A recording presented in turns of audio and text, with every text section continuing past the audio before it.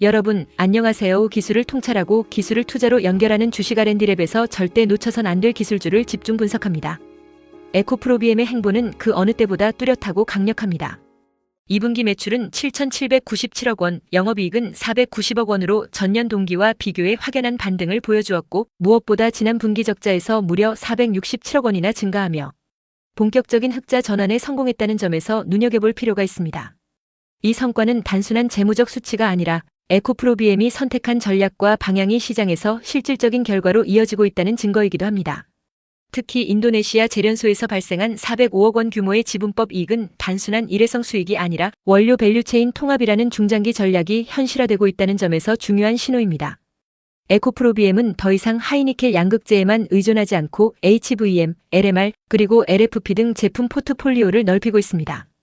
이 가운데 LFP는 특히 눈에 띄는 변화인데, ESS 중심으로 약 3,000톤 규모의 생산 능력을 5,000톤까지 끌어올릴 계획이 구체화되고 있으며, 이는 기존 하이니켈 양극재와는 전혀 다른 고객군을 대상으로 한 신시장 개척을 의미합니다. 흥미로운 것은 이러한 기술 다각화가 단지 제품의 종류를 늘리는 것이 아니라 중국 의존도를 줄이고 소재 국산화를 확대하는 전략과 맞물려 있다는 점입니다. 에코프로비엠은 LFP 양산 검증을 통해 탈중국 공급망을 현실화하고 있으며, 이에 따라 글로벌 고객들과의 신뢰도도 점차 상승하는 분위기입니다. 2025년 하반기 사업 계획 중 또 하나 주목할 점은 헝가리 신규 공장의 본격 가동과 인도네시아 통합 양극재 법인의 착공, 그리고 캐나다 퀘벡 진출입니다.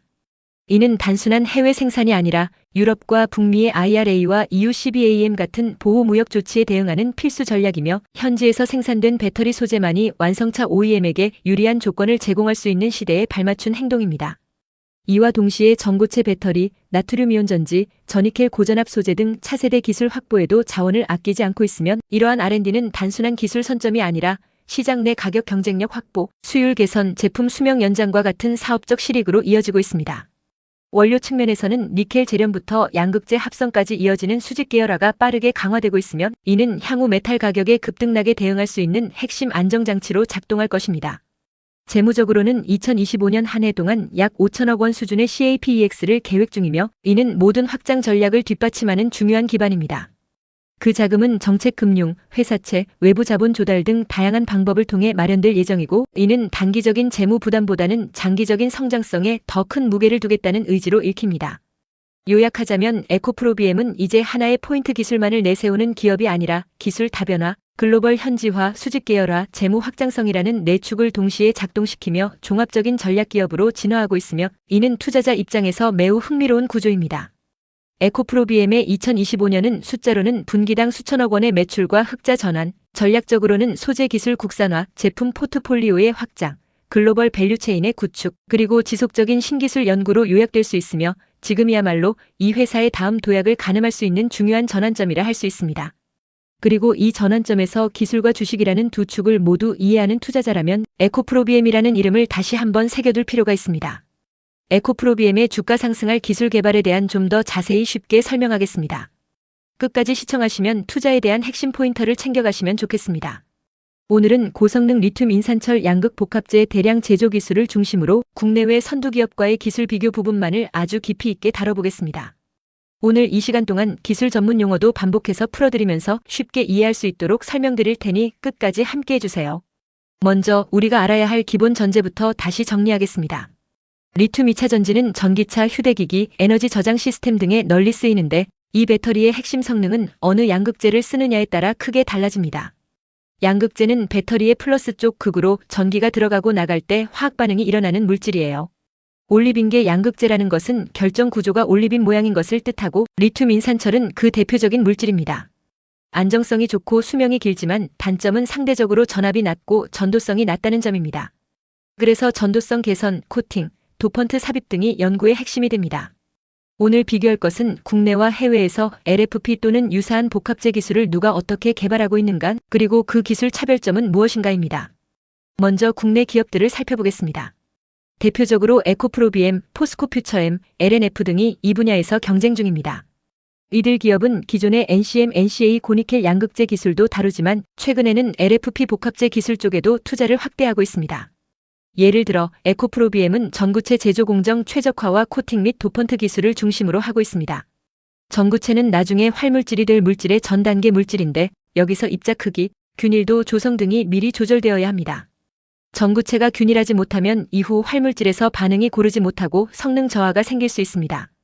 그래서 에코프로비엠은 전구체의 형상, 입자 크기, 불순물 조절 등을 세밀하게 제어하는 기술을 개발하고 있고, 또한 카본 코팅이나 도펀트 첨가를 통해 전도성을 높이고 안정성을 확보하려는 연구를 병행하고 있습니다. 포스코 퓨처엠과 LNF도 비슷한 방향으로 움직이고 있지만 차별화 전략이 조금씩 다릅니다. 포스코 퓨처엠은 주로 고밀도 합성과 계면 안정화 기술에 중점을 두고 있으며 LNF는 코팅 균일성 및 대면적 적용 기술에 강점을 두는 쪽으로 연구를 집중하고 있습니다. 이처럼 국내 기업들은 LFP는 안정성은 갖고 있지만 성능이 부족하다는 약점을 보완하려는 기술 방향을 모두 잡고 있습니다. 다음으로 해외 선두 기업, 특히 중국 기업들을 살펴보겠습니다. 대표적으로 CATL, BYD, CALB, 고션 하이테크 등이 있습니다. 이들 기업은 이미 대규모 LFP 생산 체계를 갖추고 있어서 기술 경쟁보다는 원가 절감과 대량 생산 안정성 쪽에 더 많은 강점을 지니고 있습니다. 예를 들어 CATL은 LFP 생산량이 수십만 톤대이며 이미 블레이드 배터리 같은 혁신적인 LFP 기반 배터리 설계로 시장을 선도한 바 있습니다. 블레이드 배터리는 얇고 긴 형태로 설계하여 냉각과 공간 효율을 높였습니다. BYD 역시 블레이드 배터리를 활용한 전기 자동차를 판매하면서 안전성과 가격 경쟁력을 함께 확보하고 있습니다. 이 해외 기업들의 기술 전략에서는 복합재보다는 기본 LFP의 안정성과 대량 생산 기술, 습식 합성법과 자동화 설비 구축이 핵심입니다. 습식 합성법은 물이나 용매를 쓰는 방식으로 균일한 반응을 유도할 수 있지만 건식 공정보다 복잡하고 비용이 더 들 수 있다는 단점이 있습니다. 그런데 흥미로운 점은 최근 해외에서도 복합 LFP, 다시 말해 도펀트가 들어가거나 코팅 구조가 강화된 LFP 연구가 조금씩 등장하고 있다는 사실입니다. 다만 아직 중국 대기업들은 복합 LFP 기술을 대량 상용화 단계까지 끌어올린 것은 아니고 주로 파일럿 단계나 연구 단계에 머무르고 있습니다. 이 두 그룹, 즉 국내 기업들과 해외 기업들을 비교해보면 뚜렷한 패턴이 보입니다. 해외 기업들은 이미 규모와 생산력에서 앞서가고 있지만 그 기술은 아직 표준 LFP 수준이 많습니다. 반면 국내 기업들은 아직 규모에서는 뒤처져 있지만 기술적으로 더 고도화된 복합재, 도펀트 설계, 건식 전극 공정, 하이브리드 코팅 등을 통해 차별화를 시도하고 있습니다. 중학생용 비유를 하나 드리자면 해외 기업은 공장 차선이 넓고 빠른 고속도로를 이미 깔아놓은 회사이고 국내 기업은 고성능 엔진과 연비 좋은 하이브리드 자동차를 개발 중인 회사 같다고 할 수 있습니다. 해외 기업은 속도와 규모에서 유리하지만 국내 기업이 더 효율적이고 성능 좋은 차를 만든다면 결국 승부가 뒤집힐 수 있습니다. 이제 지금 기술 비교에서 주목할 만한 핵심 차별 기술 요소를 정리해드리겠습니다. 첫째는 도펀트 설계 기술입니다. 도펀트란 기본 물질에 아주 소량의 다른 원소를 첨가해서 전기적 성질을 바꾸는 기술인데 예를 들어 망간이나 마그네슘을 철에 일부 치환하면 전압을 살짝 끌어올리며 확산 특성을 개선할 수 있습니다. 둘째는 코팅 기술, 특히 하이브리드 코팅, 즉 카본 코팅 외에 또 다른 보호층을 더 씌워 안정성을 높이는 기술입니다.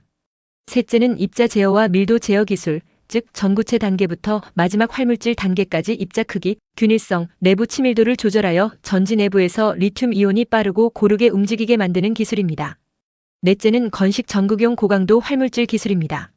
전극 제작 방식은 습식 방식과 건식 방식이 있는데 건식 방식은 나중에 전극을 말리거나 용매를 쓰는 과정이 없어서 공정이 단순하고 비용이 낮을 수 있습니다. 이 기술이 상용화되면 생산 단가와 환경성이 모두 개선될 수 있습니다. 그래서 요약하면 국내 기업들은 해외 기업보다 기술적 진화 방향이 더 복합적이고 정교합니다. 해외는 규모와 생산 인프라 중심, 국내는 기술 중심 전략이 명확하다는 것이죠. 이러한 기술 비교는 단순한 학술 차원이 아니라 실제 전기차나 ESS 시장에서 어떤 배터리를 사용하느냐가 기업의 수익과 경쟁력을 결정짓는 핵심 포인트입니다. 기술을 통찰하고 기술을 투자로 연결하는 주식 R&D랩에서 설명한 지식이 투자에 도움이 되셨나요? 구독과 좋아요, 알림, 댓글 부탁합니다.